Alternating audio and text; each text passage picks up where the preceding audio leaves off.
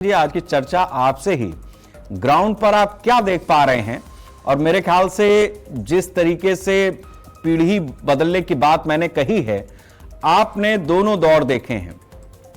लालू का दौर भी देखा है और जब नीतीश कुमार एक छत्र 25 साल से लगातार बिहार की कमान 20 साल से संभाले हुए हैं, इस दौर को भी देखा है। एक पत्रकार के रूप में और बिहार के नागरिक के रूप में क्या आपको बदलाव नजर आ रहा है, क्या महसूस कर रहे हैं? देखिए शेखर जी, दो तीन अहम मुद्दे हैं जिन मुद्दों की चर्चा आपने की है, उसमें कुछ चीजें बहुत स्पष्ट रूप से दिखाई दे रही हैं। जिस तरीके से कुछ अहम पार्टियों के ऊपर परिवारवाद का आरोप लगता रहा है, तो पीढ़ी दर पीढ़ी समय के साथ ये आरोप कहीं ना कहीं कमजोर पड़ गया। अब अगर हम बिहार के राजनीति के परिप्रेक्ष्य में बात करें तो राजद के ऊपर अक्सर यह आरोप लगता आ रहा था कि राजद में परिवारवाद हावी होता है और परिवार के ऊपर ही पार्टी टिकी होती है।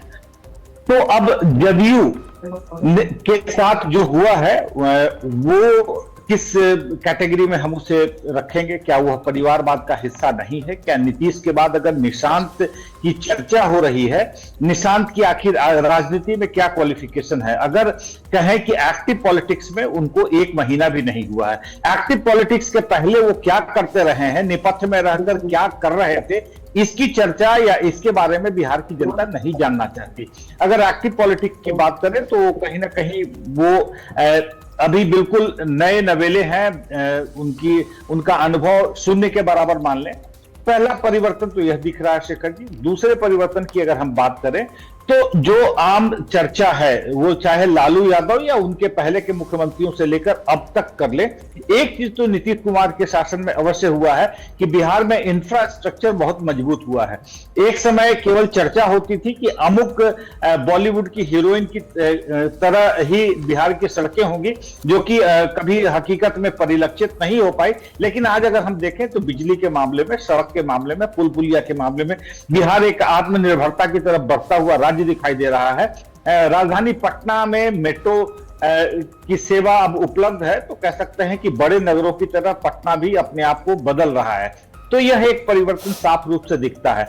लेकिन आज जिस चर्चा को लेकर हम जुड़े हैं उसमें कई महत्वपूर्ण सवाल खड़े होंगे और जाहिर सी बात है कि हम लोग जिस भूमिका में हैं उस भूमिका में हमारा काम है सवाल खड़ा करना, और इसमें कई सारे सवाल हैं।